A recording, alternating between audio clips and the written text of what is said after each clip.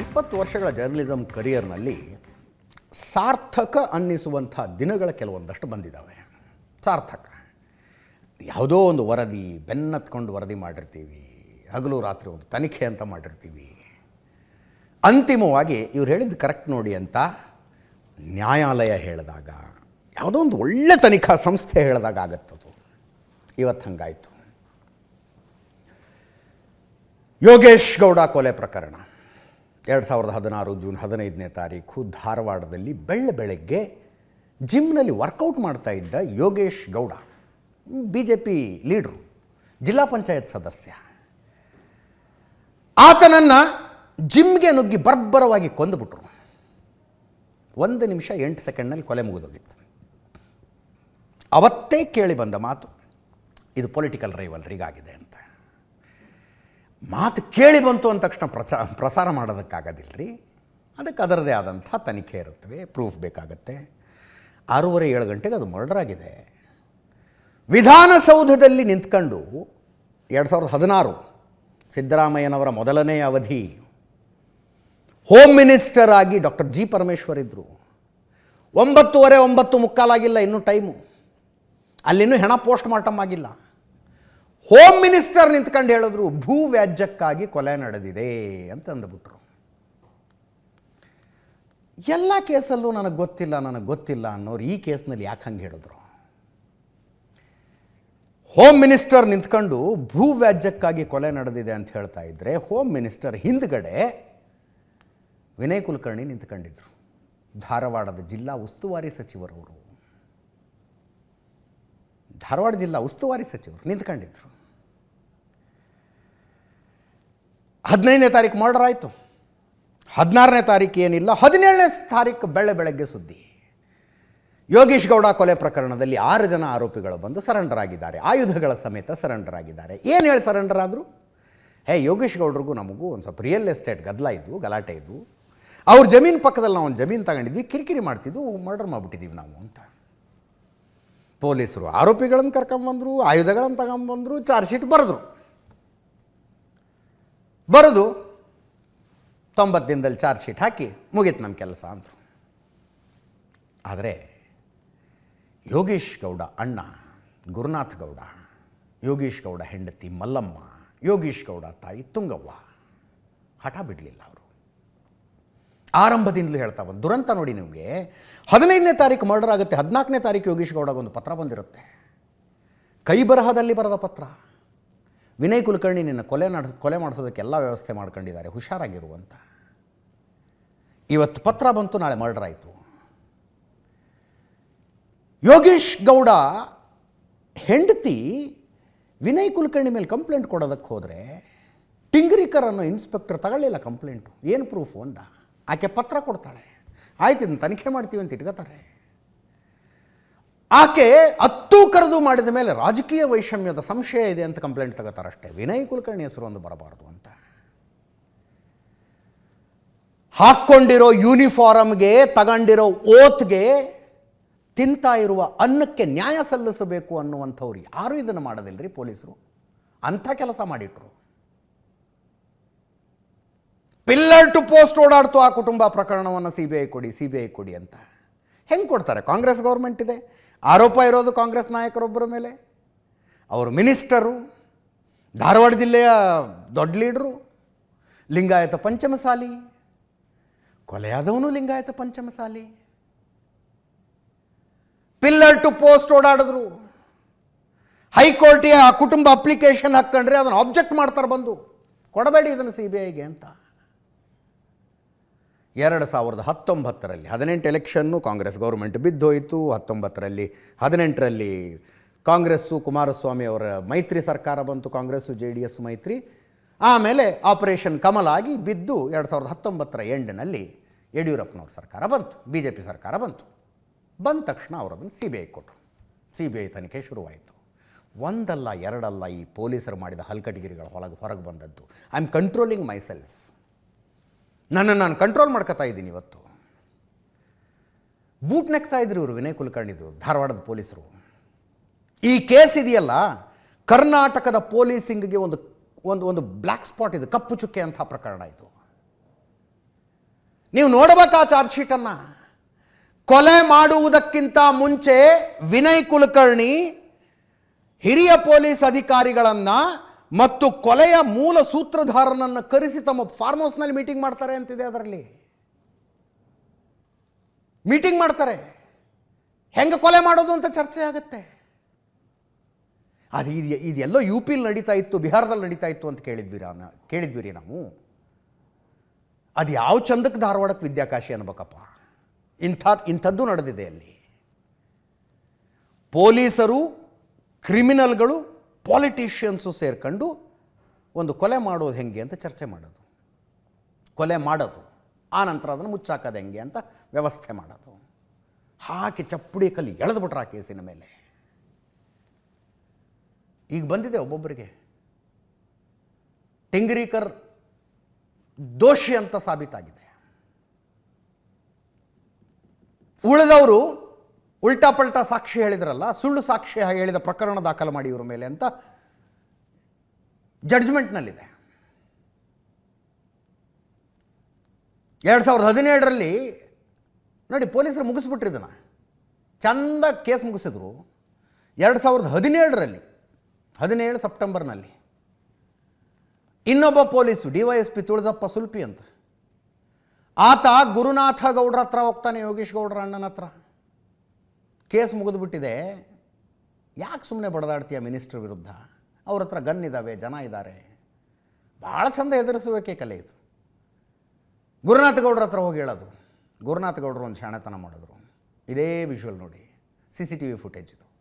ಆ blue T ಶರ್ಟ್ನಲ್ಲಿರುವ ವ್ಯಕ್ತಿ ತುಳಜಪ್ಪ ಸುಲ್ಫಿ. ಅದು ಒಂದು ಕೇಸ್ ಆಗಿದೆ, ಸಾಕ್ಷಿಗಳಿಗೆ ಬೆದರಿಕೆ ಹಾಕಿದ ಕೇಸು. ಅದು CBIಗೆ ಬರುತ್ತೀಗ.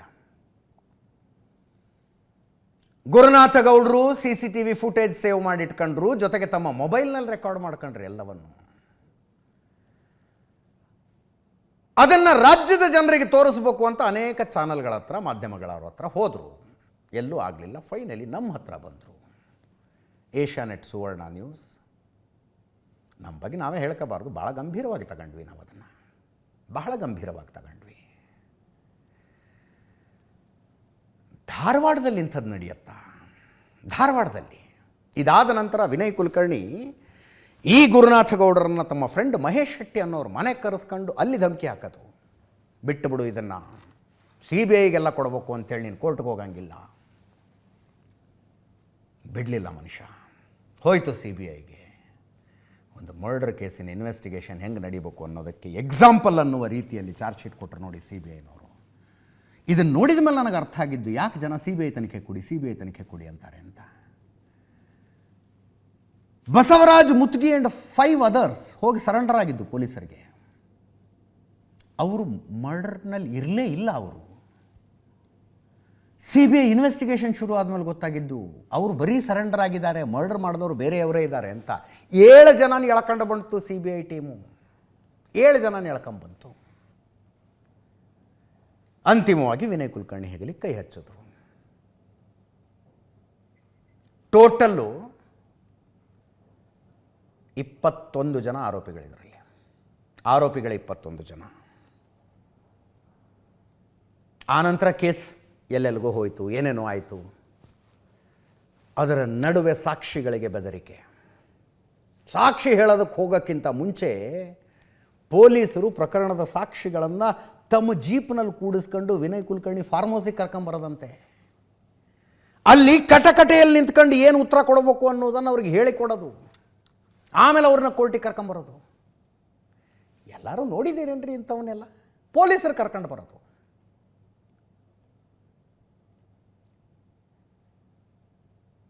ಒಬ್ಬ ಆರೋಪಿಯ ಫಾರ್ಮ್ ಹೌಸಿಗೆ ಅವರಿಗೆ ದುಡ್ಡು ಕೊಡೋದು, ಬೆದರಿಕೆ ಹಾಕೋದು. ಸಾಕ್ಷ್ಯ ಸಮೇತ ಅದನ್ನು ಹಿಡಿತು CBI. ಕೋರ್ಟಿಗೆ ಕೊಟ್ಟು ಬೇಲ್ ಕ್ಯಾನ್ಸಲ್ ಮಾಡಿ ಒಳಗಾಕ್ರಿ ಇವ್ರನ್ನ ಅಂತು. ಕೋರ್ಟ್ ಒಳಗಾಕ್ತು. ಆಮೇಲೆ ಸರಿಯಾಗಿ ಸಾಕ್ಷ್ಯಗಳಾಗೋದಕ್ಕೆ ಶುರುವಾಗಿದ್ದು ಈ ಕೇಸ್ನಲ್ಲಿ. ಒಂದಕ್ಕಿಂತ ಒಂದು ಗಟ್ಟಿಯಾಗಿ ಬಂದಿದ್ದಾವೆ ಬಿಡಿ ಸಾಕ್ಷ್ಯ. ಮೊದಲನೆಯ ಆರೋಪಿ ಬಸವರಾಜ ಮುತ್ಗಿ. ಈ ಸೈಡ್ ನಾನು ತಪ್ಪು ಮಾಡಿಬಿಟ್ಟಿದ್ದೀನಿ, ಒಪ್ಕೋತೀನಿ ಅಂತ ಕೋರ್ಟ್ ಮುಂದೆ ಸಾಕ್ಷ್ಯ ಹೇಳ್ತೀನಿ ನಾನು ಅಂತ. ಬಸವರಾಜ ಮುತ್ಗಿ ಅಪ್ರೂವರ್ ಆದರು, ಮಾಫಿ ಸಾಕ್ಷಿ ಆದರು. 40 ಜನ 164 ಸ್ಟೇಟ್ಮೆಂಟ್ ಕೊಟ್ಟಿದ್ದಾರೆ. ಇದರಲ್ಲಿ 164 ಸ್ಟೇಟ್ಮೆಂಟ್ ಕೊಟ್ಟವರು ಕೋರ್ಟ್ ಮುಂದೆ ಬಂದು ಉಲ್ಟಾ ಹೊಡೆದ್ರು. ಅವರ ಮೇಲೆ ಪರ್ಜುರಿ ಕೇಸ್ ಮಾಡೋದಕ್ಕೆ ಜನಪ್ರತಿನಿಧಿಗಳ ವಿಶೇಷ ನ್ಯಾಯಾಲಯ ಹೇಳಿದೆ. ಸುಳ್ಳು ಸಾಕ್ಷಿ ಹೇಳಿದಕ್ಕೆ ಸಾಕ್ರಿ ಅವ್ರ ಮೇಲೆ ಅಂತ. ನೋಡ್ರಿ, ನಾನು ಧಾರವಾಡ ಜಿಲ್ಲೆಯವನು. ತುಂಬ ಸಣ್ಣ ವಯಸ್ಸಿನಿಂದ ವಿನಯ್ ಕುಲಕರ್ಣಿ ನೋಡ್ತಾ ಬರ್ತಾ ಇದ್ದೀನಿ. ಒಂದೊಂದು ಸಲ ಅನಿಸೋದು, ಸಣ್ಣ ವಯಸ್ಸು, ಸ್ಫುರದ್ರೂಪ, ಆಕರ್ಷಕ ವ್ಯಕ್ತಿತ್ವ, ದೊಡ್ಡ ಕಮ್ಯುನಿಟಿ, ದೊಡ್ಡ ಸಮುದಾಯ, ಶ್ರೀಮಂತಿಕೆ, ಒಬ್ಬ ರಾಜಕಾರಣಿ ಆಗೋದಕ್ಕೆ, ಪರ್ಫೆಕ್ಟ್ ನಾಯಕನಾಗೋದಕ್ಕೆ ಏನೇನು ಬೇಕು ಎಲ್ಲ ಕೊಟ್ಟಿದ್ದಾನಲ್ಲಪ್ಪ ಭಗವಂತ ಈ ಮನುಷ್ಯನಿಗೆ ಅಂತ ಅನ್ಸೋದು ನನಗೆ. ಎಲ್ಲ ಕೊಟ್ಟಿದ್ದಾನಲ್ಲ ಭಗವಂತ. ಎಲ್ಲವನ್ನೂ ಕೊಟ್ಟ ಭಗವಂತ ಒಂದಷ್ಟು ದುರಹಂಕಾರ ಹಾಕ್ಬಿಟ್ಟ. ದುರಹಂಕಾರ ಹಿಂಗೆ ಮಾಡಿಸ್ತೀವತ್ತು.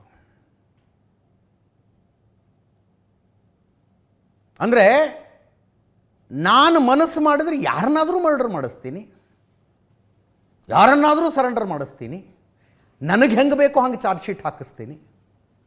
ಯಾವನೇನು ಮಾಡ್ಕೊತಾನೆ? CBI ತನಿಖೆ ಆಗತ್ತಾ? ಆಗಲಿ. ಕಟಕಟೆಯಲ್ಲಿ ಬಂದು ಸಾಕ್ಷಿ ಹೇಳುವಂಥವ್ರು ನನ್ನ ಹತ್ರ ಬಂದು ಹೋಗ್ಬೇಕು. ಬರಲಿಲ್ವಾ ಧಮಕಿ ಹಾಕ್ತೀನಿ. ಏನು ನೀವು ನೋಡ್ಬೇಕಾ? ಫಸ್ಟು ಆಮಿಷ ಬರುತ್ತೆ, ಆಮೇಲೆ ರಿಕ್ವೆಸ್ಟ್ ಬರುತ್ತೆ. ಎರಡೂ ಆಗದೆ ಹೋದರೆ ಧಮಕಿಗಳು. ಎಷ್ಟು ಚಂದ ಧಮಕಿಗಳು ಅಂತೀರಿ ನೀವು.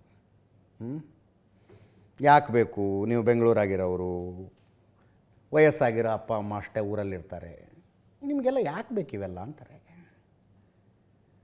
ಕೇಳಿಸ್ಕೊಂಡ್ರೆ ಧಮಕಿ ಅಂತ ಕೂಡ ಅನ್ನಿಸ್ಬಾರ್ದವು. ಅವರೇನ್ರಿ 10 ಮಾಡಿದ್ದಾರೆ, ಇನ್ನೊಂದು ಮಾಡಿದರೆ 11ನೇದಾಗತ್ತಷ್ಟೇ. ನೀವು ಕುಟುಂಬಸ್ಥರು, ಸಂಭಾವಿತರು ನೋಡಿ ಅಂತಾರೆ.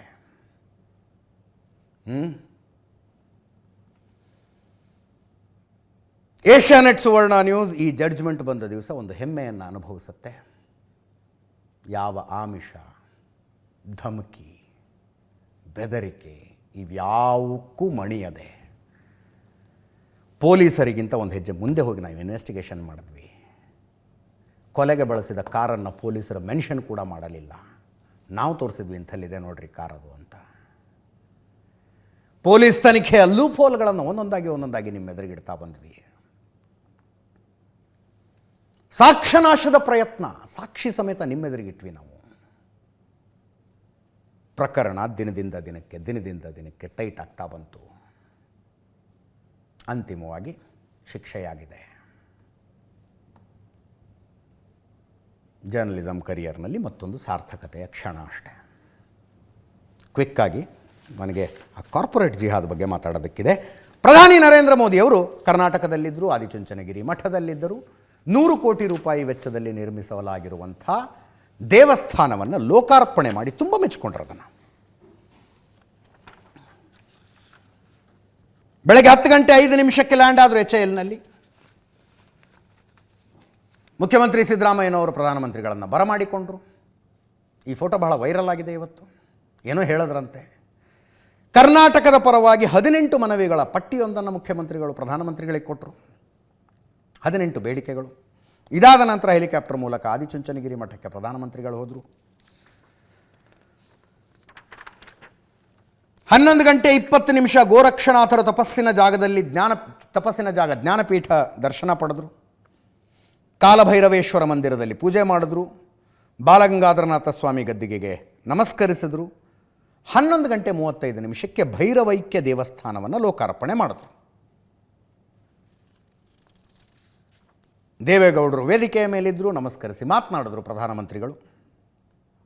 ಬೆಳ್ಳಿ ನವಿಲು ಕೊಟ್ಟು ನರೇಂದ್ರ ಮೋದಿ ಅವರನ್ನು ನಿರ್ಮಲಾನಂದರು ಸನ್ಮಾನಿಸಿದರು. ಸೌಂದರ್ಯ ಲಹರಿ ಮತ್ತು ಶಿವಮಹಿಮೆ ಸ್ತೋತ್ರ ಪುಸ್ತಕವನ್ನು ಪ್ರಧಾನಮಂತ್ರಿಗಳ ಬಿಡುಗಡೆ ಮಾಡಿದ್ರು. ಮಠದ ಪರಂಪರೆಯನ್ನು ಬಣ್ಣಿಸಿ ಮಾತಾಡಿದ್ರು. ಕೇಳಿಸ್ಕೊಳ್ಳಿ.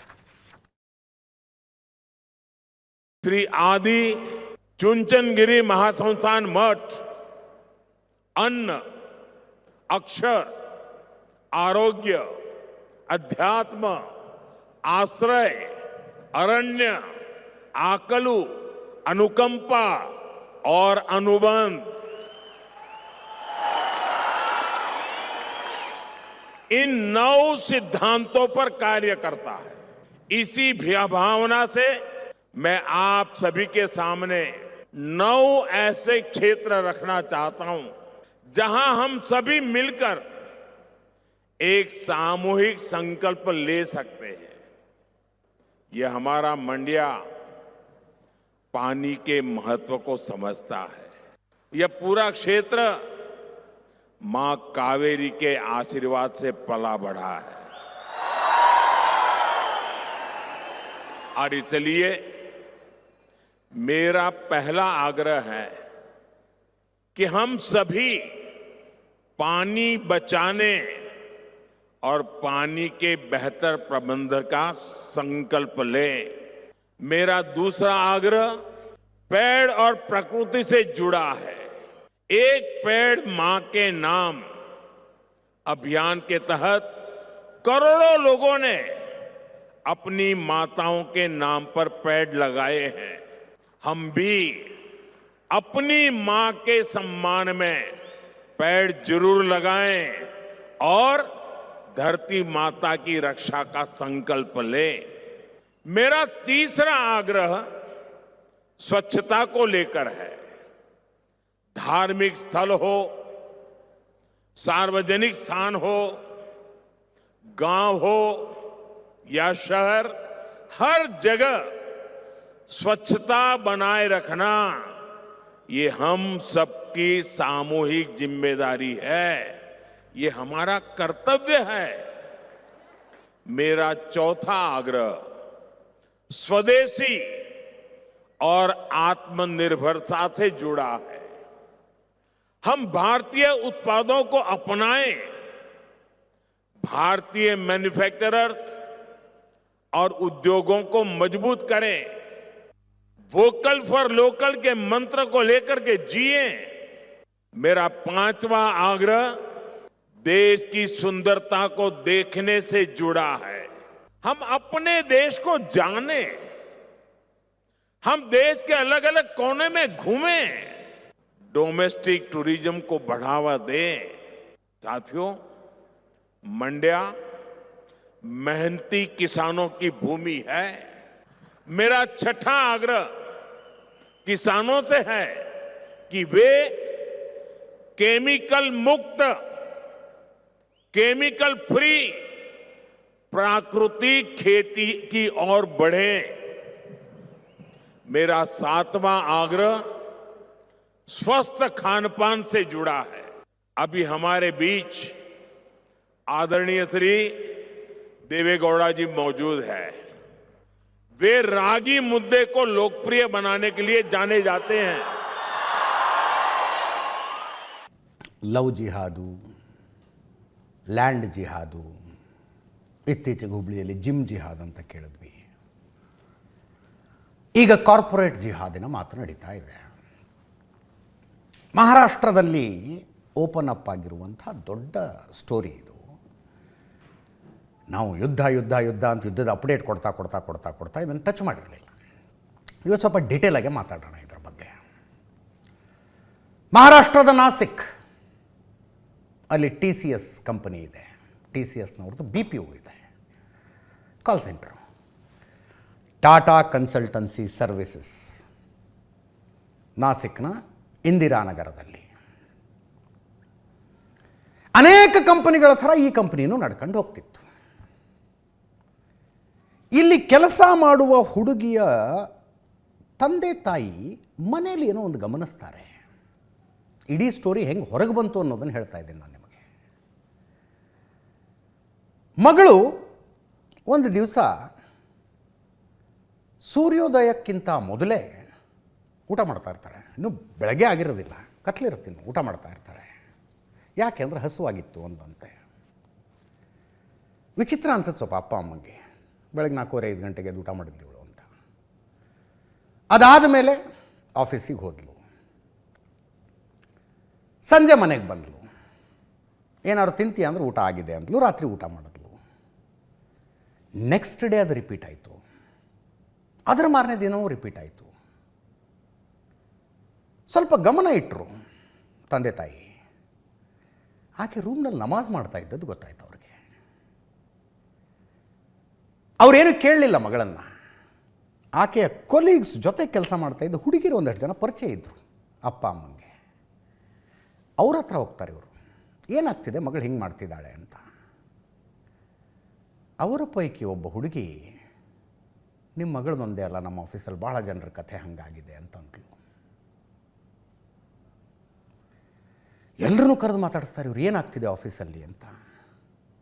ಏನಿಲ್ಲ, ಟೀಮ್ ಲೀಡರ್ ಮುಸ್ಲಿಂ ಇದ್ದಾರೆ, ಮುಸ್ಲಿಂ ಟೀಮ್ ಲೀಡರ್ಗಳ ಕೆಲವರಿದ್ದಾರೆ. ಅವರು ಆರಂಭದಲ್ಲಿ ನಮಗೆ ಕಿರುಕುಳ ಕೊಡೋದಕ್ಕೆ ಶುರು ಮಾಡಿದ್ರು. ಬೇಕಂದಾಗ ರಜೆ ಕೊಡಲ್ಲ, ಇರುವ ಕೆಲಸ ಅಷ್ಟು ನಮಗೆ ತಂದು ಹಾಕೋದು. ಇದು ಯಾಕೆ ಹಿಂಗೆ ಅಂತ ಕೇಳಿದ್ರೆ ಅಡ್ಜಸ್ಟ್ ಮಾಡ್ಕೊಂಡು ಹೋಗಿ ಅನ್ನೋದು. ಏನು ಅಡ್ಜಸ್ಟ್ಮೆಂಟ್ ಮಾಡ್ಕೊಂಡು ಹೋಗೋದು? ಸೆಕ್ಷುವಲ್ ಫೇವರ್ಸ್ ಕೇಳೋದು. ಅದಾದ ಮೇಲೆ ಪ್ಯೂರ್ ವೆಜಿಟೇರಿಯನ್ ಹಿನ್ನೆಲೆಯಿಂದ ಬಂದವರು ಅಂತ ಗೊತ್ತಿದ್ದು, ಇದು ತಿನ್ನಿರಿ ಸಖತ್ತಾಗಿರುತ್ತೆ ಅಂತ ನಾನ್ ವೆಜ್ ತಿನ್ನಿಸೋದು. ಬೀಫ್ ಟೇಸ್ಟ್ ಮಾಡಿಲ್ವಾ ನೀವು, ತಿನ್ಬೇಕದನ್ನ ಅನ್ನೋದು. ನಮ್ಮ ದೇವರುಗಳ ಬಗ್ಗೆ, ನಮ್ಮ ಆಚರಣೆಗಳ ಬಗ್ಗೆ ಅಪಮಾನಕಾರಿಯಾಗಿ ಮಾತಾಡೋದು, ನಮಾಜ್ ಮಾಡಿ ಅನ್ನೋದು. ಅದಕ್ಕೆ ಪ್ರತಿರೋಧ ತೋರಿಸಿದ್ರೆ ಮತ್ತಷ್ಟು ಕಿರುಕುಳ, ಮತ್ತಷ್ಟು ಕಷ್ಟ ಕೊಡೋದು. ಟೀಮ್ ಔಟಿಂಗಿಗೆ ಅಂತ ಹೋಗ್ತಾರಲ್ಲ ರೆಸಾರ್ಟ್ಗಳಿಗೆ, ಅಲ್ಲಿ ಇಲ್ಲಿ ಅಲ್ಲಿ ಕಿರುಕುಳ. ಈ ಕಾಟದಿಂದ ತಪ್ಪಿಸಿಕೊಳ್ಳೋದಕ್ಕೆ ಅವ್ರ ಜೊತೆ ಅಡ್ಜಸ್ಟ್ ಆದರೂ ಅನ್ಕೊಳ್ಳಿ, ವಿಡಿಯೋ ಮಾಡಿಟ್ಕೊಳ್ಳೋದು. ಮಾತು ಕೇಳದೇ ಇದ್ರೆ ವಿಡಿಯೋ ಇಂಟರ್ನೆಟ್ಗೆ ಅಪ್ಲೋಡ್ ಆಗುತ್ತೆ ಅನ್ನೋದು. ಅಪ್ಪ ಅಮ್ಮಂಗೆ ಇದೆಲ್ಲ ಕೇಳಕ್ಕೆ ಗಾಬರಿ ಆಗ್ಬಿಟ್ಟಿದೆ. ನೀನು ಇಸ್ಲಾಮಿಕ್ ಪದ್ಧತಿಯ ಪ್ರಕಾರ ನಡ್ಕೋಬೇಕು, ಇಲ್ಲದೇ ಇದ್ರೆ ವಿಡಿಯೋ ಅಪ್ಲೋಡ್ ಆಗುತ್ತೆ ಅಂತಾರೆ. ತಂದೆ ತಾಯಿ ಗಾಬರಿ ಆಗಿದೆ. ಅವ್ರು ಕೇಳಿದ್ದಾರೆ, ಅರೆ ನಿಮ್ಮ HR ಕಂಪ್ಲೇಂಟ್ ಮಾಡೋದಲ್ವಾ? HR ಮಾಡಿದ ಮೇಲ್ಗಳ ಲಿಸ್ಟ್ ತೋರಿಸಿದ್ದಾರೆ ಅವರು, ಎಷ್ಟು ಮೇಲ್ ಹಾಕಿದ್ದೀವಿ HR ಅಂತ. HR ಹೇಳೋದು ಅಡ್ಜಸ್ಟ್ಮೆಂಟ್ ಮಾಡ್ಕೊಂಡು ಹೋಗು. ಆಫೀಸು ಅಂದಮೇಲೆ ಇದೆಲ್ಲ ಇರೋದೇ. ಇದೇ HR, ನಿದಾ ಖಾನ್, ಈಕೆ HR. ಈಕೆ ಅಡ್ಜಸ್ಟ್ ಮಾಡ್ಕೊಂಡು ಹೋಗಿ ಅನ್ನೋದು. AGM ಇದರಲ್ಲಿ ಒಬ್ಬರು, ಅಶ್ವಿನಿ ಚೈನಾನಿ, ಆಕೆಗೆ ಹೇಳಿದ್ರೆ ಆ ತೌಫಿಕ್ ಅನ್ನೋನಂತ ಏನು ಕೆಟ್ಟ ಮನುಷ್ಯ ಅಲ್ಲ, ಅವನು ಹೇಳ್ದಂಗೆ ಕೇಳ್ಕೊಂಡು ಹೋಗಿ ಅನ್ನೋದು. ಎಲ್ಲವನ್ನು ಹೇಳ್ಕೊಂಡ್ರು. ಒಂದು ಹುಡುಗಿಯ ತಂದೆ ತಾಯಿ ತಮ್ಮ ಮಗಳ ವರ್ತನೆಯಲ್ಲಿ ವ್ಯತ್ಯಾಸ ಆಗಿದೆ ಅನ್ನುವ ಕಾರಣಕ್ಕಾಗಿ ಆಕೆಯ ಕೊಲೀಗ್ಸ್ನ ಕರೆದು ಮಾತಾಡಿಸಿದಾಗ ಗೊತ್ತಾದಂಥ ವಿಷಯ ಇದು. ಆ ತಂದೆ ತಾಯಿ ಅಷ್ಟು ಜನರನ್ನು ಕರ್ಕೊಂಡು ಪೊಲೀಸ್ ಸ್ಟೇಷನ್ಗೆ ಹೋದರು. ನಾಸಿಕ್ ಪೊಲೀಸ್ ಸ್ಟೇಷನ್ಗೆ ಹೋದರು. ಪೊಲೀಸರು ನೋಡಿ ಜಾಣತನ ಮಾಡಿದ್ರು. ಅವರು ಇವರು ಹೇಳುವುದೆಲ್ಲವನ್ನೂ ಕೇಳ್ಕೊಂಡು, ಮೊದಲೇ ಸೆನ್ಸಿಟಿವ್ ಟೈಮು, ಅವಸರ ಮಾಡ್ಕೊಂಡ್ರೆ ಅಧ್ವಾನ ಆಗುತ್ತೆ. ಒಂದು ಜಾಣತನ ಮಾಡಿದ್ರು ಅವರು. 4 ಜನ ಫಿಮೇಲ್ ಕಾನ್ಸ್ಟೇಬಲ್ಗಳನ್ನು ಅದೇ TCSನ ಒಳಗಡೆ ಕೆಲಸಕ್ಕೆ ಅಂತ ಸೇರಿಸಿದ್ರು. ಮಾರು ವೇಷದಲ್ಲಿ ಸೇರಿಸಿದ್ರು. ಏನು ಕೆಲಸಕ್ಕೆ? ಹೌಸ್ ಕೀಪಿಂಗ್ ಕೆಲಸಕ್ಕೆ. ಈಗ TCSಗೆ ಅಪ್ಲೈ ಮಾಡಿ ಜಾಬ್ ತಗೊಳ್ಬೇಕು ಅಂತಂದರೆ ಅದಕ್ಕೆ ಅದರದೇ ಆದ ಕ್ವಾಲಿಫಿಕೇಷನ್ನು, ಪ್ರಾಸೆಸ್ಸು ಸುಮಾರಿದೆ. ಬಟ್ ಹೌಸ್ ಕೀಪಿಂಗ್ ಏಜೆನ್ಸಿಗೊಂದು ಔಟ್ಸೋರ್ಸ್ ಮಾಡಿರ್ತಾರೆ. ಆ ಏಜೆನ್ಸಿಗೆ ಹೋದ್ರು ಪೊಲೀಸರು, ನಮ್ಮವ್ರು 4 ಜನ ಅಲ್ಲಿ ಕೆಲಸಕ್ಕೆ ಕಳಿಸಿ ಅಂತ. 4 ಜನ ಮಹಿಳಾ ಕಾನ್ಸ್ಟೇಬಲ್ಗಳು ಕಸ ಗುಡಿಸುವವರ, ಟಾಯ್ಲೆಟ್ ಕ್ಲೀನ್ ಮಾಡುವವರ, ನೆಲ ಒರೆಸುವವರ, ಕಾಫಿ ಟೀ ಕೊಡುವವರ ವೇಷದಲ್ಲಿ ಟಾಟಾ ಕನ್ಸಲ್ಟೆನ್ಸಿ ಸರ್ವಿಸಸ್ನ BPO ಒಳಗೆ ಸೇರ್ಕೊಂಡ್ರು. ಕೆಲವರು ಹೇಳ್ತಾರೆ 15 ದಿವಸ, ಇನ್ನು ಕೆಲವರು ಹೇಳ್ತಾರೆ 1 ತಿಂಗಳು. ಎಲ್ಲವನ್ನೂ ನೋಡಿದ್ರಲ್ಲ ಅವರು. ಸಾಕ್ಷ್ಯ ಸಂಗ್ರಹ ಮಾಡಿದ್ರು. ಒಂದೊಂದೇ ಸಾಕ್ಷ್ಯ ಸಂಗ್ರಹ ಮಾಡಿದ್ರು. ಆ ನಂತರ ಹೋಗಿ ಒಬ್ಬನಿಗೆ ಕೈ ಹಚ್ಚಿದ್ರು. ಅರೆಸ್ಟ್ ಮಾಡ್ಕೊಂಡು ಬಂದರು. ಅವನು ನನಗೇನು ಗೊತ್ತಿಲ್ಲ, ಅವನು ಕೇಳಿ ಅಂದರು. ಇನ್ನೊಬ್ಬನ ಕರ್ಕೊಂಬಂದರು. ಅವನ ಮೊಬೈಲ್ ತೆಗೆದ್ರೆ ಈ ಹಿಂದೂ ಹುಡುಗಿಯರಿದ್ರಲ್ಲ, ಇವರು ಹಿಜಾಬ್ ಹಾಕ್ಕೊಂಡು, ನಿಖಾಬ್ ಹಾಕ್ಕೊಂಡು ಕಳಿಸಿರುವ ಫೋಟೋಗಳು, ಸೆಲ್ಫಿಗಳು ಅವನ ಮೊಬೈಲ್ನಲ್ಲಿದ್ದಾವೆ. ಅಂದರೆ ನೀನು ಹೇಳ್ದಂಗೆ ನಾನು ಮಾಡ್ತಿದ್ದೀನಿ ನೋಡಿ ಇಲ್ಲಿ ಅಂತ. ನೀನು ಹೇಳ್ದಂಗೆ ಮಾಡ್ತಿದ್ದೀನಿ ನೋಡು. ಸೆಲ್ಫಿಗಳನ್ನು ಕಳಿಸಿದ್ದಾರೆ. ಸೆಲ್ಫಿ ಇದಾವಲ್ಲಿ. ಇಲ್ಲಿ ತನಕ 8 ಜನ ಬಂದು ಕಂಪ್ಲೇಂಟ್ ಕೊಟ್ಟಿದ್ದಾರೆ. 7 ಜನ ಬಂದು ಕಂಪ್ಲೇಂಟ್ ಕೊಟ್ಟಿದ್ದಾರೆ. ಆಕೆ ನಿದಾ ಖಾನ್ ಅಬ್ಸ್ಕಾಂಡಿಂಗು, ತಲೆ ತಪ್ಪಿಸ್ಕೊಂಡು ಓಡೋಗಿದ್ದಾಳೆ ಅವಳು. ಎಲ್ಲಿದ್ದಾಳೆ ಅಂದರೆ ಮುಂಬೈನ ಒಂದು ಏರಿಯಾ ಹೆಸರು ಹೇಳಿದ್ರಿ, ನೆನಪರ್ತಿಲ್ಲ ತಕ್ಷಣಕ್ಕೆ. ಹೆವಿಲಿ ಮುಸ್ಲಿಂ ಡಾಮಿನೆಂಟ್ ಏರಿಯಾ ಅದು. ಆ ಏರಿಯಾದಲ್ಲಿ ಇದ್ದಾಳೆ ಅವಳು. ಬಟ್ ಎಕ್ಸಾಕ್ಟಾಗಿ ಯಾವ ಮನೇಲಿದ್ದಾಳೆ ಗೊತ್ತಾಗ್ತಿಲ್ಲ, ಎಲ್ಲಿದ್ದಾಳೆ ಗೊತ್ತಾಗ್ತಿಲ್ಲ. ಹೆವಿಲಿ ಮುಸ್ಲಿಂ ಡಾಮಿನೆಂಟ್ ಏರಿಯಾ ಅದು. ಅಲ್ಲಿಗೆ ಪೊಲೀಸರ ಟೀಮ್ ಹೋದರೆ ಎಲ್ಲರೂ ಬುರ್ಕ ಹಾಕೊಂಡು ಓಡಾಡ್ತಿದಾರಲ್ಲ ಹೆಣ್ಮಕ್ಳು. ನಿದಾ ಖಾನ್ಳನ್ನ ಪತ್ತೆ ಹಚ್ಚುವುದಕ್ಕೆ ಅಲ್ಲಿರುವ ಮಹಿಳೆಯರ ಬುರ್ಖಾ ತೆಗೆದು ಮುಖ ನೋಡಬೇಕಾ? ಹೊತ್ಕೊಂಡು ಉರಿದು ಬಿಡುತ್ತೆ ದೇಶ ಹೊತ್ಕೊಂಡು ಉರಿದು ಬಿಡುತ್ತೆ. ಅವರ ಮಧ್ಯದಲ್ಲಿ ಬುರ್ಖ ಹಾಕ್ಕೊಂಡು ಪೊಲೀಸರ ಮುಂದೆನೇ ಓಡಾಡ್ತಿದ್ರು ಗೊತ್ತಾಗೋದಿಲ್ಲ. ನಿದಾ ಖಾನ್ ಅಬ್ಸ್ಕಾಂಡಿಂಗ್. ಇಡೀ ಕಾರ್ಪೊರೇಟ್ ಜಿಹಾದ್ನ ಚರ್ಚೆ ಇವತ್ತೇನು ನಡೀತಾ ಇದೆ, ಅದರ ಮಾಸ್ಟರ್ ಮೈಂಡಿಗೆ ಇವತ್ತು ಹೊರಗೆ ಬಂತು. ದೆಹಲಿ ಕೆಂಪುಕೋಟೆ ಬಾಂಬ್ ಬ್ಲಾಸ್ಟ್ ಆಯ್ತಲ್ಲ, ಆ ಟೀಮಿನ ಜೊತೆ ನಿದಾ ಖಾನ್ ಟಚ್ನಲ್ಲಿದ್ಲು. ಅದರಲ್ಲಿ ಉತ್ತರ ಪ್ರದೇಶದ ಪಾಟ್ನಾ ಮೂಲದ ಒಬ್ಬ ವ್ಯಕ್ತಿ. ಬಾಂಬ್ ಬ್ಲಾಸ್ಟ್ ಆಗೋದಕ್ಕೆ doctor Shahina Syed, bomb blast ಆಗುವುದಕ್ಕಿಂತ ಮುಂಚೆ ಡಾಕ್ಟರ್ ಶಾಹಿನಾ ಸೈಯದ್ ಜೊತೆಗೆ ನಿದಾ ಖಾನ್ ಭೇಟಿಯಾಗಿದ್ದಾಳೆ. ಡಾಕ್ಟರ್ ಶಾಹಿನಾ ಸೈಯದ್ ಮತ್ತು ಈಕೆಯ ತಂಡ ಡಾಕ್ಟರ್ ರೀತಿಯಲ್ಲಿ ಕೂತ್ಕೊಂಡು ಹಾಸ್ಪಿಟಲ್ಗೆ ಬರುವ ಪೇಷಂಟ್ಗಳ ಜೊತೆಗೆ ಇದನ್ನೇ ಮಾಡ್ತಾಯಿದ್ರು. ಪೇಷಂಟ್ಗಳಿಗೆ ಟ್ರೀಟ್ಮೆಂಟಿಗೆ ಬಂದಿರ್ತಾರೆ ಅವರು. ಯಾವ ದೇವ್ರ ಪೂಜೆ ಮಾಡ್ತೀರಿ, ಅದನ್ನು ಯಾಕೆ ಪೂಜೆ ಮಾಡ್ತೀರಿ, ನೀವೇ ದುಡ್ಡು ಕೊಟ್ಟು ತಂದಿರುವ ಮೂರ್ತಿ ನಿಮಗೆ ಒಳ್ಳೇದು ಮಾಡುತ್ತಾ, ಅದರ ಮುಂದೆ ಯಾಕೆ ಕೇಳ್ಕೊತೀರಿ, ಅದನ್ನು ಹಾಸ್ಪಿಟ್ಲಿಗೆ ಬರುವ ಪೇಷಂಟ್ಗಳ ಜೊತೆಗೆ ಮಾಡ್ತಾಯಿದ್ರು. ಈಕೆ ನೌಕರಿಗೆ ಅಂತ ಬರುವ ಬಡ ಸಮುದಾಯದ ಬಡ ಕುಟುಂಬಗಳ ಹೆಣ್ಣು ಮಕ್ಕಳ ಜೊತೆಗೆ ಇದನ್ನು ಮಾಡ್ತಾಯಿದ್ಲು ನಿದಾ ಖಾನ್. ನೋಡಿ, ಕೇರಳದಲ್ಲಿ ಲವ್ ಜಿಹಾದ್ನ ಆರೋಪ ಇದೆ. ಕಾಲೇಜಿಗೆ ಹೋಗ್ತಾ ಇರೋ ಹುಡುಗಿಯರ ಟಾರ್ಗೆಟು ಅಂತ. ಹುಬ್ಳಿಲಿ ಮೊನ್ನೆ ಜೋರು ಗಲಾಟೆ ಆಯಿತು, ಜಿಮ್ಗೆ ಬರುವ ಹಿಂದೂ ಹುಡುಗಿಯರ ಟಾರ್ಗೆಟು ಅಂತ. ಈ ಡಾಕ್ಟರ್ ಮಾಡ್ಯೂಲ್ ಆಸ್ಪತ್ರೆಗೆ ಬರುವ ಹಿಂದೂ ಹುಡುಗಿಯರ ಟಾರ್ಗೆಟು. ನಾಸಿಕ್ನ ಕಾರ್ಪೊರೇಟ್ ಜಿಹಾದ್ ನೌಕರಿಗೆ ಬರುವ ಹಿಂದೂ ಹುಡುಗಿಯರ ಟಾರ್ಗೆಟು.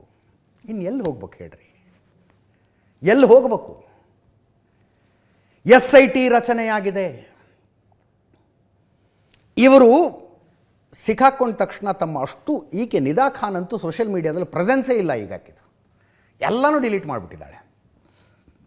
ಖಾನ್ ನಿದಾ ಅಂತ ಈಕೆಯ ಫೇಸ್ಬುಕ್ ಪ್ರೊಫೈಲ್ ಇತ್ತು, ಈಗಿಲ್ಲ. ಎಲ್ಲವನ್ನೂ ಡಿಲೀಟ್ ಮಾಡ್ಕೊಂಡು ಅಬ್ಸ್ಕೊಂಡಾಗ್ಬಿಟ್ಟಿದ್ದಾಳೆ. ಅರೆಸ್ಟ್ಗಳ ಆರಂಭವಾದ ನಂತರ ಇವರು ತಮ್ಮ ವಾಟ್ಸಾಪ್ ಹಿಸ್ಟ್ರಿನೇ ಡಿಲೀಟ್ ಮಾಡಿಬಿಟ್ಟಿದ್ದಾರೆ.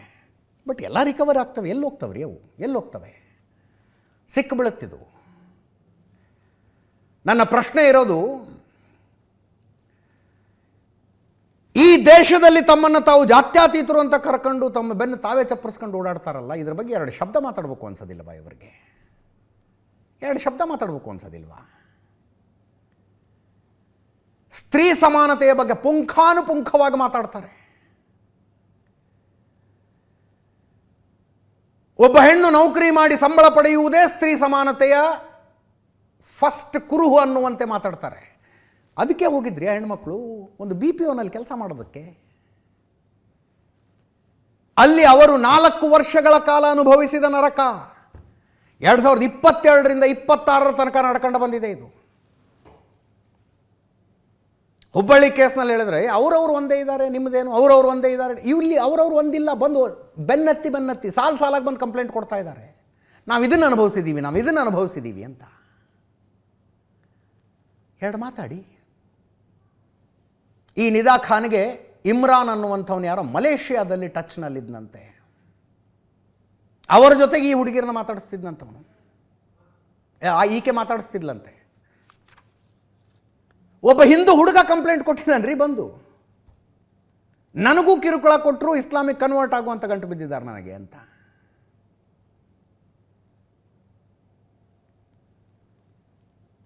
ಇವತ್ತು ಟ್ವಿಟರ್ನಲ್ಲಿ ಅನೇಕ ಟ್ವೀಟ್ಗಳನ್ನು ನೋಡ್ತಾ ಇದ್ದೆ ನಾನು.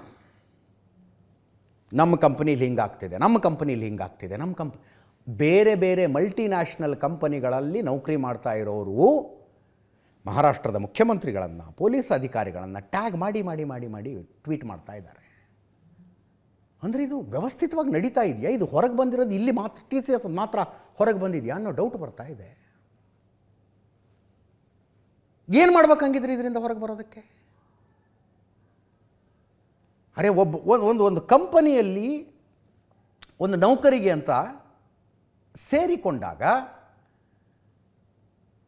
ಆ ವ್ಯಕ್ತಿಯ ಭವಿಷ್ಯವನ್ನು ನಿರ್ಧಾರ ಮಾಡೋದೇ ಟೀಮ್ ಲೀಡರ್ ಸ್ವಾಮಿ.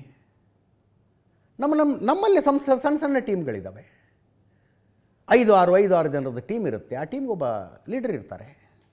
ಆ ಟೀಮ್ ಲೀಡರ್ ಯಾರೋ ಒಬ್ಬರಿಗೆ ಕಿರುಕುಳ ಕೊಡಬೇಕು ಅಂತ ನಿರ್ಧರಿಸಿಬಿಟ್ರೆ ಜೀವನನೇ ನರಕ ಮಾಡಿಬಿಡ್ಬೋದು.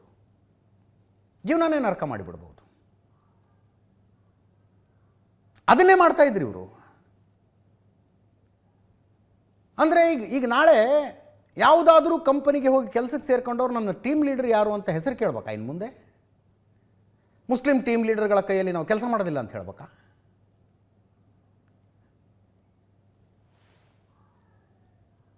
ನನಗೆ ಕೆಲವರ ಮೌನ ಭಾಳ ಸಿಟ್ಟು ತರಿಸುತ್ತೆ.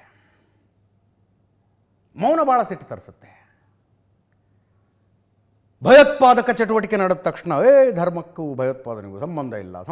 ಇದಕ್ಕಾದರೂ ಸಂಬಂಧ ಇದೆಯೋ ಇಲ್ವೋ ಹೇಳ್ರಯ್ಯ, ಹೇಳ ಸಾಯಿರತ್ಲಾಗೆ. ಇದಕ್ಕೂ ಧರ್ಮಕ್ಕೂ ಸಂಬಂಧ ಇದೆಯೋ ಇಲ್ವೋ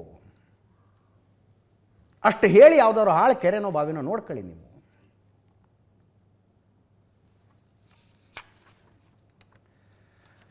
ತನಿಖೆ ಬಹಳ ಜೋರಾಗಿ ನಡೀತಾ ಇದೆ. ಆರಂಭದಲ್ಲಿ ಈ ವಿಷಯ ಡೇ 1 ನನ್ನ ಕಣ್ಣಿಗೆ ಬಿದ್ದಾಗ ಯಾವುದೋ ಪ್ರಪಗಂಡಾದ ಭಾಗ ಇರಬೇಕು. ಟಾಟಾ ಗ್ರೂಪ್ನಲ್ಲಿ ಇಂಥದ್ದು ಹೆಂಗೆ ನಡೆಯೋದಕ್ಕೆ ಸಾಧ್ಯ ಅಂದ್ಕೊಂಡೆ ನಾನು.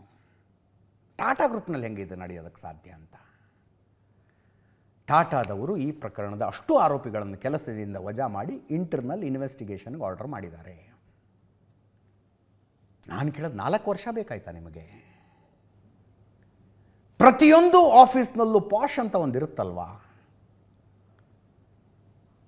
ಮಹಿಳಾ ಸಿಬ್ಬಂದಿ ಲೈಂಗಿಕ ದೌರ್ಜನ್ಯಕ್ಕೆ ಒಳಗಾದರೆ ಆಕೆಗೆ ತನ್ನ ದೂರು ಹೇಳಿಕೊಳ್ಳೋದಕ್ಕೆ, ಅದಕ್ಕೆ ಒಂದು ನ್ಯಾಯ ಪಡೆಯೋದಕ್ಕೆ ಒಂದು ಕಾನ್ಸ್ಟಿಟ್ಯೂಷನಲಿ ರೆಕಗ್ನೈಸ್ಡ್ ವ್ಯವಸ್ಥೆ ಅಂತಿದೆ ಅಲ್ವಾ? ನಿಮ್ಮ ಕಂಪನಿಲಿ ಏನಾಗಿತ್ತು ಆ ವ್ಯವಸ್ಥೆ?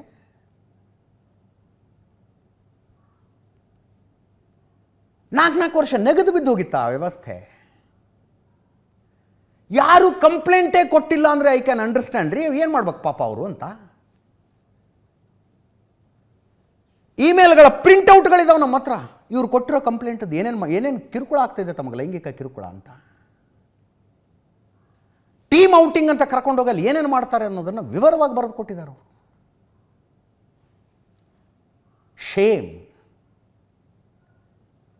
ರತನ್ ಟಾಟಾ ಕಟ್ಟಿದ ಒಂದು ಕಂಪನಿ ಅವ್ರು ಹೋದ ನಂತರ ಹಿಂಗಾಗೋದು. ಚಂದ್ರಶೇಖರನ್ ಟಾಟಾ ಸನ್ಸ್ನ ಅಧ್ಯಕ್ಷರು ಅಂತೂ ಇಂತೂ ಒಂದು ಹೇಳಿಕೆ ಕೊಟ್ಟಿದ್ದಾರೆ. ಗಾಬರಿ ಬಿದ್ದು ಹೋಗ್ಬಿಟ್ಟೆ ನಾನು ಇದನ್ನು ನೋಡಿ. ಬಹಳ ಸೀರಿಯಸ್ ವಿಷಯ ಇದು, ಆ್ಯಕ್ಷನ್ ತಗೊಂಡಿದ್ದೀವಿ ನಾವು, ಇನ್ವೆಸ್ಟಿಗೇಷನ್ ಮಾಡಿಸ್ತಿದ್ದೀವಿ ನಾವು ಅಂತ. ಈಗಾಗಲೇ ಎಷ್ಟು ಜನ ಹುಡುಗಿಯರನ್ನು ಇವರು ಹುರಿದು ಮುಕ್ಕಿದ್ದಾರೆ ಅನ್ನೋದರ ಇನ್ವೆಸ್ಟಿಗೇಷನ್ ಮಾಡಿಸಿ, ಈಗಾಗಲೇ ಎಷ್ಟು ಜೀವನಗಳು ಇವರಿಂದ ಹಾಳಾಗಿದ್ದಾವೆ ಅನ್ನೋದರ ಇನ್ವೆಸ್ಟಿಗೇಷನ್ ಮಾಡಿಸಿ,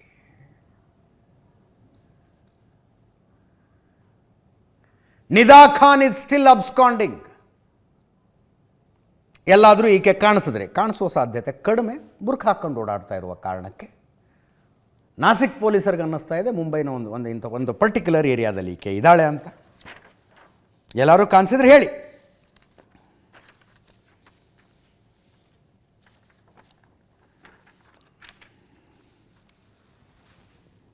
BNSನ ಅನೇಕ ಸೆಕ್ಷನ್ಗಳ ಅಡಿಯಲ್ಲಿ ಈಗಾಗಲೇ FIR ಆಗಿದೆ.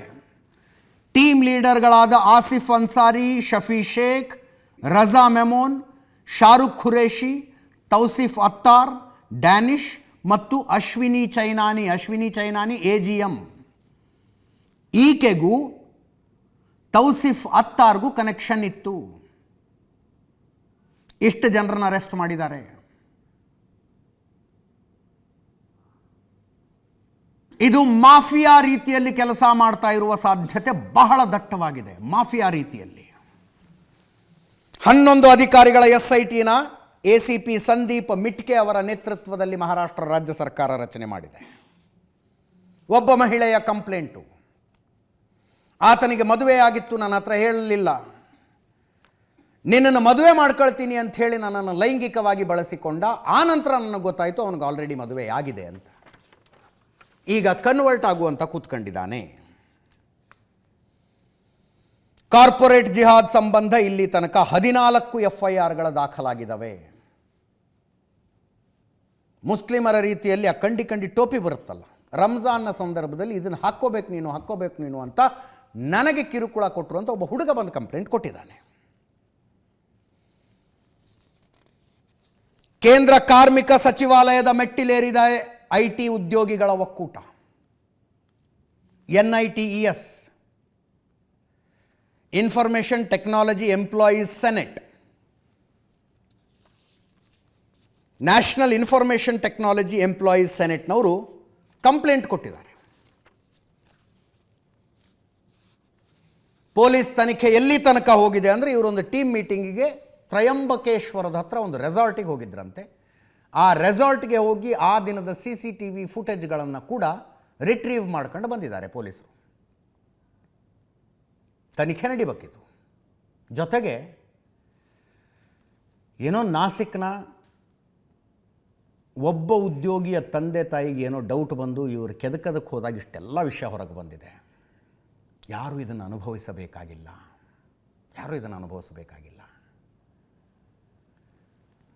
ಇನ್ನೊಂದು ಯಾವುದೋ ವಿಡಿಯೋ ನೋಡ್ತಾ ಇದ್ದೆ ನಾನು, ಕೇರಳದಲ್ಲಿ ಅದೇನೋ ಬಿಗ್ ಬಾಸ್ ವಿನ್ನರು ಕಂಟೆಸ್ಟೆಂಟೋ ಏನೋ, ಆತ ಒಬ್ಬ ನಟಿಗೆ ಬೀಫ್ ತಗೊಂಡು ಬರುತ್ತೆ ತಿನ್ಸೋಕ್ಕೆ. ಬೀಫ್ ತಗೋ ಅಂತ ಬೇಡ ಅಂತ ಹೇಳೋದು. ಯಾಕೆ ನೀನು ಡಯೆಟ್ಟಲ್ಲಿ ಇದೆಯಾ ಅಥವಾ BJPನ ನೀನು ಅಂತ. ನೀನು ಡಯೆಟ್ಟಲ್ಲಿ ಇದೆಯಾ ಅಥವಾ BJPನ ನೀನು ಅಂತ. ನಾನು BJP ಅವಳಲ್ಲ ಅನ್ನೋದನ್ನು ಪ್ರೂವ್ ಮಾಡೋದಕ್ಕೆ ಆಕೆ ಬೀಫ್ ತಿನ್ಬೇಕಂತೆ. ಎಷ್ಟು ದಿವಸ ಸಹಿಸ್ಕೋಬೇಕಿದನ್ನು ಅಂತ. ಯಾಕೆ ಸಹಿಸ್ಕೋಬೇಕಿದನ್ನು? ಯಾರಾದರೂ ಮುಸ್ಲಿಮನಿಗೆ ನೀನು ಕೋಮುವಾದಿಯಲ್ಲ, ನೀವೊಬ್ಬ ಸೆಕ್ಯುಲರ್ ಅನ್ನೋದನ್ನು ಪ್ರೂವ್ ಮಾಡೋದಕ್ಕೆ ಪೋರ್ಕ್ ತಿಂದು ತೋರಿಸು ಅಂದ್ಬಿಟ್ರೆ ದೇಶ ಹೊತ್ಕೊಂಡು ಉರಿಯೋದಿಲ್ವೇನ್ರಿ? ಉರಿಯೋದಿಲ್ವಾ ದೇಶ?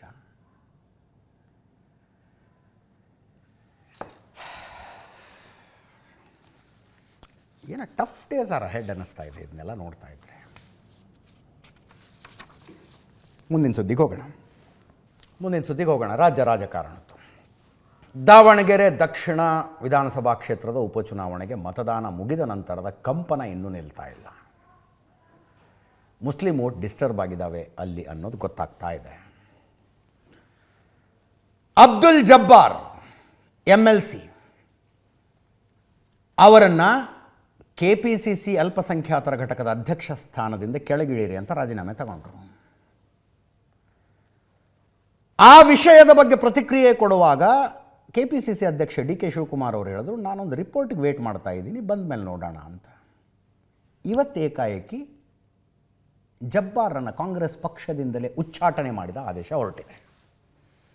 ಅದರ ಅರ್ಥ DK ಶಿವಕುಮಾರ್ ಅವರು ವೇಟ್ ಮಾಡ್ತಾ ಇದ್ದ ರಿಪೋರ್ಟ್ ಬಂತಾ, ಅದರ ಆಧಾರದ ಮೇಲೆ ಏನಾದರೂ ಆ್ಯಕ್ಷನ್ ತಗೊಳ್ಳಲಾಗಿದೆಯಾ? ಕೆಲವರು ಹೇಳ್ತಾರೆ ಈ ಸಮರ್ಥನನ್ನು ಸೋಲಿಸಬೇಕು ಅಂತ ಜಬ್ಬಾರ್ ಅವರು ಯಾರ್ದೋ ಹತ್ರ ಮಾತಾಡ್ತಾ ಇರೋ ಆಡಿಯೋ ಸಿಕ್ಕಿದೆ ಅಂತೆಲ್ಲ ಹೇಳ್ತಾರೆ. ಎಲ್ಲಿದೆ ತೋರಿಸಿ ಅಂತ ಆಡಿಯೋ ಜಬ್ಬಾರ್ ಕೇಳ್ತಾರೆ, ಎಲ್ಲಿದೆ ಆಡಿಯೋ ತೋರಿಸಿ ಅಂತ ಮಾತಾಡಿದ್ದಾರೆ. ಕೇಳಿ ಅಬ್ದುಲ್ ಜಬ್ಬಾರ್ ಅವರು. ಭಾಳ ಆಶ್ಚರ್ಯ ಕೇಳಿ ನಿಮ್ಮ ಬಾಯಿಂದ. ನನಗೆ ಅಂಥವು ಯಾವ ತಪ್ಪು ಮಾಡಿದ್ದೀವಿ ಅಂತ ತಿಳಿಸಿಲ್ದಂಗೆ ನಮ್ಮ ಪಕ್ಷದವ್ರು ನನಗೆ ತೆಗ್ದಿರೋದು ನನಗೆ ಭಾಳ ಆಶ್ಚರ್ಯ ಆಗಿದೆ. ನನಗೇನು ಅದು ಲೆಟ್ರ್ ಬಂದ ಮೇಲೆ ಯಾಕೆ ಏನು ಅನ್ನೋದು ನಾನು ನೋಡ್ಕೊಂಡು ಓದ್ಕೊಂಡು ಅದ್ರ ಉತ್ತರ ಕೊಡ್ತೇನೆ. ಅಂಥದ್ದೇನು ನಾವು ತಪ್ಪು ಮಾಡಿಲ್ಲ. ಇಂಥದ್ದು ಮಾಡಿದ್ದೀಯ ನೋಡಪ್ಪ, ನಿನ್ನ ಹಿಂಗೆಲ್ಲ ತಪ್ಪು ಮಾಡಿದೆಯಾ, ಹಿಂಗೆಲ್ಲ ಮಾಡಿದ್ದಕ್ಕೆ ನಾವು ನಿನ್ನನ್ನು ತೆಗಿತಾ ಇದ್ದೀವಿ ಅಂತ ಅವ್ರು ಹೇಳಿದರೆ ಅದಕ್ಕೆ ನಾನು ಒಪ್ಕೊತಿದ್ದೆ. ನನಗೇನು ಯಾವುದೇ ಏನು ಮಾಡಿದ್ದಾರೆ, ಯಾಕೆ ಮಾಡಿದರು ಅಂತ ಈಗ ತನಕ ನನಗೆ ಅರ್ಥ ಆಗಿಲ್ಲ. ಅದು ಬಂದ ಮೇಲೆ ನಾವು ಯಾಕೆ ಮಾಡಿದ್ದಾರೆ, ಏನು ಮಾಡಿದ್ದಾರೆ ಅಂತೇಳಿ ನೋಡ್ಕೊಂಡು ಮಾತಾಡ್ತೀವಿ. ಇಲ್ಲಪ್ಪ, ನಾವೆಲ್ಲೂ ಮಾತಾಡಿಲ್ಲ. ಅದು ಆಕಸ್ಮಿಕ ಏನಾದ್ರು ಮಾತಾಡಿ ತೋರಿಸಿದ್ರೆ ಅದಕ್ಕೆ ನಾವು ಒಪ್ಕೊಳ್ತೀವಿ. ನನಗೆ ಅಮಾನತ್ ಮಾಡಿದ ಮೇಲೆ DCM CM ಕಾರಣದ ಕ್ವಶನ್ ಎಲ್ಲಿ ರೇಸ್ ಆಗ್ತದೆ. ಯಾರು ಈಸಿಯಾಗಿ ಸಿಗ್ತಾರೆ ಅವ್ರಿಗೆ ಫಸ್ಟ್ ಮಾಡ್ತಾರೆ ನಮ್ಮಲ್ಲಿ. ಈ ಸ್ವಲ್ಪ ಜಾಸ್ತಿ ವಜಿ ಇದ್ದವರಿಗೆ ಯಾರಿಗೂ ಮಾಡೋಂಗಿಲ್ಲ. ಅದೇ ನಮ್ಮ ಹೆಗಲು ನಮ್ಮ ಮೇಲೇ ನಮ್ಮ ಹೆಗಲು ಇಟ್ಕೊಂಡೆ ನಮಗೆ ಗುಂಡು ಹೊಡೆಯೋದು. ಮಾಜಿ ಸಚಿವ ಕೆ ಎನ್ ರಾಜಣ್ಣ ಅವರು ತುಂಬ ದಿನಗಳ ನಂತರ ಮಾತಾಡಿದ್ರು. ಕೆ ಎನ್ ರಾಜಣ್ಣ ಅವರು ಅವರ ಹೇಳಿಕೆಯೇ ಒಂದು ಕಾರಣವಾಗಿ ಮಂತ್ರಿಗಿರಿನೇ ಕಳ್ಕೊಂಡ್ಬಿಟ್ಟವರು. ಹೇಳಿಕೆಯೇ ಕಾರಣವಾಗಿ ಡಿ ಕೆ ಶಿವಕುಮಾರ್ ವಿರೋಧಿ ಬಣ, ಸಿದ್ದರಾಮಯ್ಯನವರ ಕಟ್ಟರ್ ಬೆಂಬಲಿಗರು. ಈಗ ಇವ್ರು ಕೇಳ್ತಾ ಇದ್ದಾರೆ, ಸದ್ಗುರು ಜೊತೆಗೆ ಹೋಗಿ ಕೂತ್ಕೊಂಡ್ರಲ್ರಿ ಕಾರ್ಯಕ್ರಮದಲ್ಲಿ, ನೀವು ಮಾಡಿದ್ರೆ ಏನಾದರೂ ನಡೆಯುತ್ತೆ, ಅಬ್ದುಲ್ ಜಬ್ಬಾರ್ ಏನಾರು ಮಾಡಿದ್ರೆ ತಪ್ಪ ಅಂತ. ಕೇಳಿಸ್ಕೊಳ್ಳಿ ಕೆ ಎನ್ ರಾಜಣ್ಣ ಅವ್ರು ಮಾತಾಡಿದ್ದು. ಈ ಶಿಸ್ತು ಜಾರಿ ಮಾಡುವಾಗ ಈಗ ಸದ್ಗುರು ರಾಹುಲ್ ಗಾಂಧಿನ ಹೇಳಿದ್ರು. ಯಾರು ನನಗೆ Rahul Gandhi I don't know who is Rahul Gandhi ಅಂತ ಹೇಳಿದ್ರು. ಅವನ ಜೊತೆಯಲ್ಲಿ ಹೋಗಿ ಕೂತ್ಕೊಂಡಿದ್ದಕ್ಕೆ ಶಿಸ್ತು ಮೀರೋದಿಲ್ವಾ? ಅಂಥದ್ದೆಲ್ಲ ಈಗ ದೊರೆ ಮಾಡಿದ್ದಕ್ಕೆ ದಂಡ ಇಲ್ಲ ಅಂತಕ್ಕಂಥದ್ದು ಗಾದೆ ಇದೆ. ವೇದಗಳು ಸುಳ್ಳಾದರೂ ಗಾದೆಗಳು ಸುಳ್ಳಾಗೋದಿಲ್ಲ. ಈಗ ಆ ಥರ ನಡೀತದೆ, ನಡವಳಿಕೆನೂ ಹಂಗೆ ಇದ್ದಾವೆ. ನಡೀರಿ. ಈ ಶಿಸ್ತು ಜಾರಿ ಮಾಡುವ ಅಬ್ದುಲ್ ಜಬ್ಬಾರನ್ನು ಕೆಪಿಸಿಸಿ ಅಲ್ಪಸಂಖ್ಯಾತರ ಘಟಕದ ಅಧ್ಯಕ್ಷ ಸ್ಥಾನದಿಂದ ಕೆಳಗಿಳಿಸಲಾಯಿತು. ಈಗ ಪಕ್ಷದಿಂದ ಉಚ್ಚಾಟನೆ ಮಾಡಲಾಗಿದೆ. ಇನ್ನೊಬ್ಬರು ನಜೀರ್ ಅಹ್ಮದ್, ಮುಖ್ಯಮಂತ್ರಿಗಳ ರಾಜಕೀಯ ಕಾರ್ಯದರ್ಶಿ ಸ್ಥಾನದಿಂದ ಅವ್ರನ್ನ ಕೈ ಬಿಡಲಾಯಿತು. ಅವ್ರದ್ದು ಜೂನ್ 30 MLC ಅವಧಿ ಮುಗಿಯುತ್ತೆ. ಇನ್ನೊಂದು ಸಲ ನಿಂತ್ಕೋಬೇಕು ಅಂದ್ಕೊಂಡವರು ಈಗ ಗೊತ್ತಿಲ್ಲ, ಒಂಥರ ನಡಂತರ ಆಗೋದು ಅಂತಾರಲ್ಲ, ಹಂಗಾಗಿದ್ದಾರೆ. ಎಲ್ಲ ಕಡೆ ಚರ್ಚೆ ಆಗ್ತಿರೋದು ಇಬ್ಬರ ಮೇಲೆ ಆ್ಯಕ್ಷನ್ ಆಯಿತು. ನೆಕ್ಸ್ಟ್ ಜಮೀರ್ ಅಹ್ಮದ್ ಮೇಲೆ ಅಂತ. Zameer Ahmed he is explaining, ನಾ ಬಂದಿದ್ದೀನಲ್ಲಪ್ಪ ದಾವಣಗೆರೆಗೆ, ಪ್ರಚಾರ ಮಾಡಿದ್ದೀನಲ್ಲ ಅಂತ ಅವರು ಮಾತಾಡಿದ್ದಾರೆ. ಅದು ಕೇಳಿಸ್ಕೊಳ್ಳಿ. ನನಗೆ AICCಯಿಂದ ನನಗೆ ಸ್ಟಾರ್ ಕ್ಯಾಂಪೇನರ್ ಮಾಡಿಬಿಟ್ಟು ನನಗೆ ಕೇರಳದಲ್ಲಿ ಹಾಕಿದರು. ಆ್ಯಕ್ಚುಲಿ 7ನೇ ತಾರೀಕುವರೆಗೆ ಆಗಿದ್ರು. ಮಾನ್ಯ ಮುಖ್ಯಮಂತ್ರಿಗಳು ಫೋನ್ ಮಾಡಿದ್ರು ನನಗೆ. ಮಾನ್ಯ ಮುಖ್ಯಮಂತ್ರಿಗಳು 3ನೇ ತಾರೀಕು 4ನೇ ತಾರೀಕಿಗೆ ಘೋಷಣೆ ಮಾಡಿದರು, ಜಮೀರ್ ಅವರು 5ನೇ ತಾರೀಕು ಬರ್ತಾರಂತ.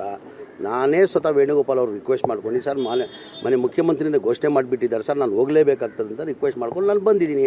5ನೇ ತಾರೀಕು ನನಗೊಂದಿನ ಪ್ರಚಾರ ಮಾಡೋಕ್ಕೆ ಹೇಳಿದ್ರು. 5ನೇ ತಾರೀಕು ಪ್ರಚಾರ ಮಾಡಿದ್ದೀನಿ. 6-7 ಬಾಗಲಕೋಟೆ ಇರಬೇಕಾಗಿತ್ತು, 6-7 ಬಾಗಲಕೋಟೆಯಲ್ಲಿ ಮಾಡಿದ್ದೀನಿ.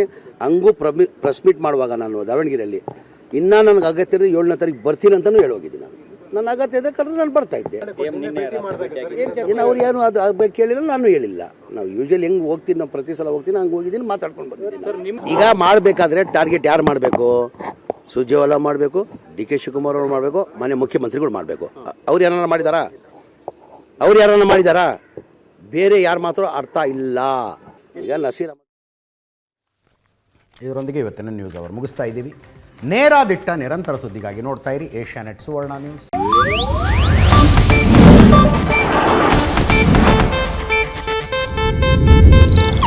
ಇದು ಏಷ್ಯಾನೆಟ್ ನ್ಯೂಸ್ ನೆಟ್ವರ್ಕ್ ಪ್ರಸ್ತುತಿ.